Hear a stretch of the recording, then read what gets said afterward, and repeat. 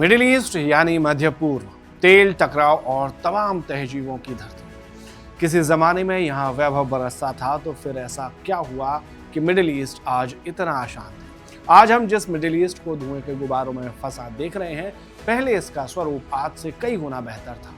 Middle east में फैली अशांति के यूं तो कई कारण हैं, लेकिन संस्कृति, रीति रिवाज, धार्मिक मान्यताएं, रहन सहन जैसे कई मतभेद हैं जो यहाँ तनाव की वजह अलग अलग समय पर बनते रहे हैं।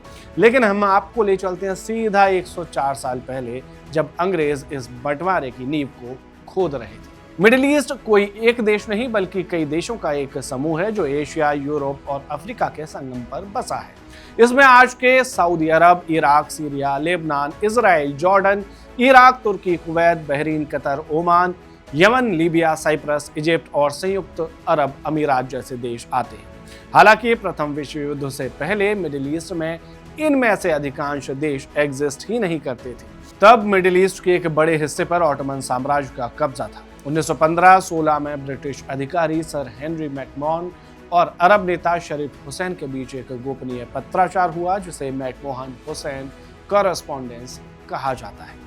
इसमें ब्रिटेन ने वादा किया कि अगर अरब लोग ऑटोमन के खिलाफ लड़ेंगे तो युद्ध के बाद उन्हें एक स्वतंत्र अरब राष्ट्र मिलेगा। ब्रिटेन ने अरबों को आज़ादी का सपना दिखाकर उन्हें ऑटोमन साम्राज्य के खिलाफ युद्ध में अपने साथ शामिल कर लिया। जैसे ही प्रथम विश्व युद्ध खत्म हुआ, ब्रिटेन और फ्रांस ने इस इलाके पर ही कब्जा कर लिया। ब्रिटेन और फ्रांस के बीच यूरोप में एक अजीब समझौता हुआ। इसमें मिडिल ईस्ट के नए नक्शे को तैयार करने के लिए 3 समझौते किए गए। एक एक करके आपको बताएंगे। पहला साइक्स-पिकोट समझौता, यह 3 जनवरी 1916 को हुआ।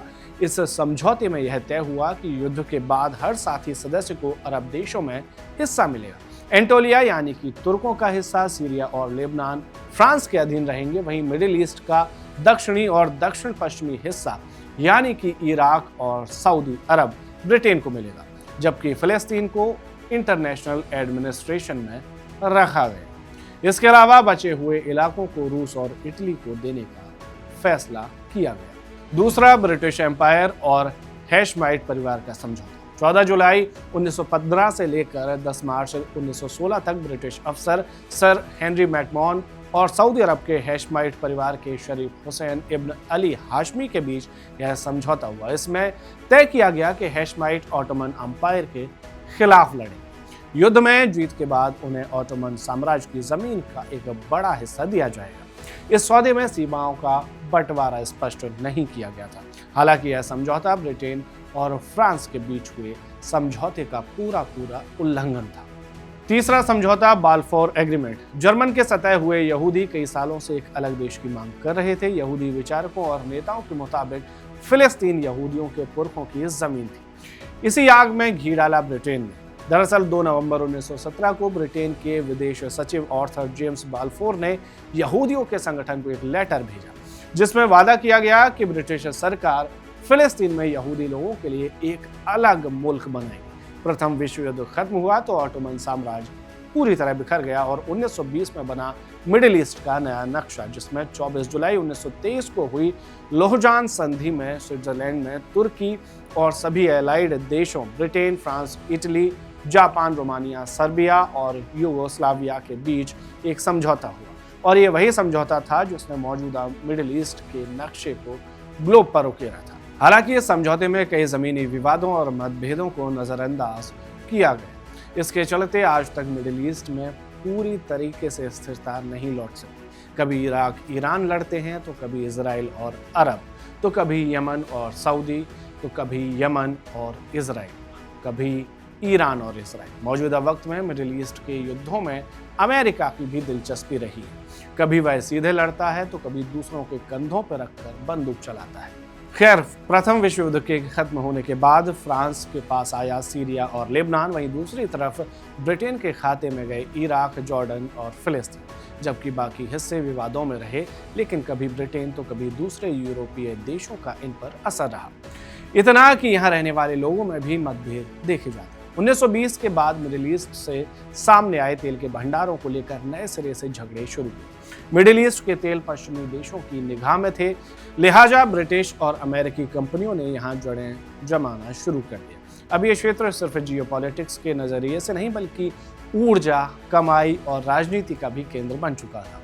तेल की खोज में और उत्पादन ने मिडिल ईस्ट को अमीर बनाया, लेकिन यहाँ दौलत, सत्ता और तानाशाही के लिए संघर्ष और विदेशी हस्तक्षेप दोनों जारी रहे। जो भी नया मठाधीश बनता कुछ दिनों में बदल दिया जाता, फिर एक नया मठाधीश आता और ये क्रम लंबे समय तक चलता रहा।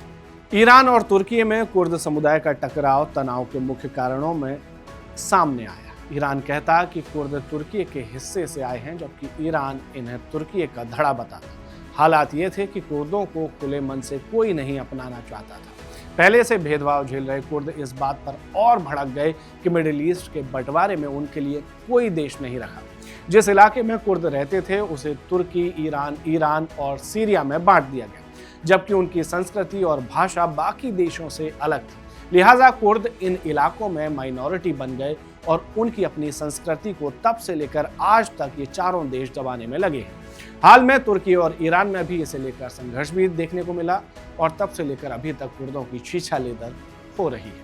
इसके अलावा कुवैत, जो पहले इराक का हिस्सा हुआ करता था, उसे 1961 में अंग्रेजों ने एक अलग देश बनाया। यह बंटवारा करीब 67 साल बाद युद्ध की वजह बना, लेकिन जब इराक में सद्दाम हुसैन की सत्ता आई तो उन पर कुवैत को वापस इराक में मिलाने की सनक सवार हुई। नतीजतन 1990 में इराक के तानाशाह सद्दाम हुसैन ने कुवैत को फिर से अपना हिस्सा बनाने के लिए उस पर हमला ही कर दिया। इस पर अक्षय कुमार की एक फिल्म भी बनी है, एयरलिफ्ट। आपने नहीं देखी है तो देख सकते हो। लेबनान का सिविल वॉर ठीक कुवैत जैसा ही था। स्थिति लेबनान में भी यही थी। सीरिया के सिविल वॉर के बाद हुई लोजान की संधि के तहत सीरिया को तोड़कर लेबनान का एक अलग देश बना दिया गया। इससे पहले यहाँ पर भी फ्रांस का ही कब्जा था। उन दिनों लेबनान में अधिकतर ईसाई लोग रहा करते थे, लेकिन बावजूद इसके लेबनान बनाने के लिए फ्रांस ने कुछ मुस्लिम इलाकों को भी उसमें शामिल कर दिया, जिसके कारण वहाँ 3 तरह की आबादी, शिया, सुन्नी और ईसाई हो, जिससे वहाँ तनाव के हालात बने रहे थे और तनाव हुआ भी, जिससे लेबनान को 1975 से लेकर 1990 तक सिविल वॉर की जद में रहना पड़ा। वहीं बाल्फोर एग्रीमेंट के तहत, जिसमें यहूदियों को नया मुल्क देने का वादा ब्रिटिश सरकार ने किया था, अब उसकी मांग तेज हो चुकी थी। खासकर जर्मनी में यहूदियों पर हिटलर के अत्याचारों के बाद ये शुरू हुआ। लिहाजा ब्रिटिश सरकार ने यहूदियों को फिलिस्तीन में बसाना शुरू कर दिया। 1919 से 1923 तक लगभग 35,000 यहूदी फिलिस्तीन में आकर बस चुके थे। उन्होंने इस जमीन को नया नाम इजराइल भी दे दिया। नाम तो पहले से तय था, तो देश की मांग और बुलंद हुई। इधर फिलिस्तीन में रहने वाले अरब मुस्लिम उनसे चिढ़ने लगे, क्यों ये हमारी जमीन पर चढ़े आए। उधर उनका कहना था कि ये उनके पूर्वजों की जमीन थी। दोनों के अपने अपने तर्क थे। कुछ सालों में यहूदियों में मतभेद चरम पर पहुंचा और एक नए राष्ट्र का उदय हुआ, यहूदी राष्ट्र इजराइल। 1948 में संयुक्त राष्ट्र के प्रस्ताव के आधार पर इजराइल को मान्यता भी मिल गई, जिसमें फिलिस्तीन 2 टुकड़ों में बंट गया, एक फिलिस्तीन और दूसरा इजराइल। जबकि इसका तीसरा और सबसे विवादित हिस्सा यरूशलेम यूएन की निगरानी में चला। अब एक हिस्सा इजराइल हो चुका था और दूसरा फिलिस्तीन। यहाँ भी हिंदुस्तान पाकिस्तान जैसा बंटवारा हुआ। लाखों फिलिस्तीनियों को उनके घरों से निकाल दिया और यहाँ से एक और नए झगड़े का बीज बोया गया। 1948, 67, 73 में इजराइल के अरब देशों के साथ युद्ध हुए, लेकिन नतीजा हर बार इजराइल के पक्ष में ही रहा। 1967 में हुए 6 डे वॉर में इजराइल को ही फायदा हुआ। उसने इजिप्ट की कमर तोड़, जॉर्डन को भी घुटनों पर ला दिया और बाकी देशों के भी अरमान ठंडे कर दिए। इस युद्ध में सबसे ज्यादा नुकसान हुआ फिलिस्तीन। उसका नक्शा और सिकुड़ गया। फिलिस्तीन कई हिस्सों में टूटा। पहला गाजा पट्टी बना और दूसरा वेस्ट बैंक में बसी कॉलोनियों में, जो दिन प्रतिदिन और सिकुड़ता जा रहा है। इजराइल और ताकतवर होता जा रहा है, जबकि सीरिया, यमन, इराक और लेबनान में सिविल वॉर जैसे हालात बने रहना अब सामान्य बात हो चुकी है। इतनी सामान्य कि अब इन्हें लेकर अंतर्राष्ट्रीय अखबारों में खबरें भी नहीं छपती। आज मिडिल ईस्ट में कई देश हैं, कई भाषाएं हैं, कई धर्म हैं, लेकिन इतिहास की एक साझा पीढ़ी। कहने को संघर्ष कभी खत्म नहीं होगा, लेकिन चाहें तो एक साथ रहकर एक दूसरे की संस्कृति, रीति रिवाज और परंपराओं का सम्मान करते हुए साथ में रह सकते हैं, जैसे कि भारत में लोग रहते हैं, अमेरिका में भी रहते हैं। लेकिन किसी को जंग में ही मजा आ रहा हो तो उसका कोई विकल्प नहीं बचता। आपके लिए ये रिसर्च जो लिखा था हमारे साथी जानसी ने, कैमरे के पीछे हैं बंटी और मैं हूं सिद्धार्थ। ऐसी ही और खबरों के लिए देखते रहिए वन इंडिया। नमस्कार। Subscribe to One India and never miss an update. Download the One India app now.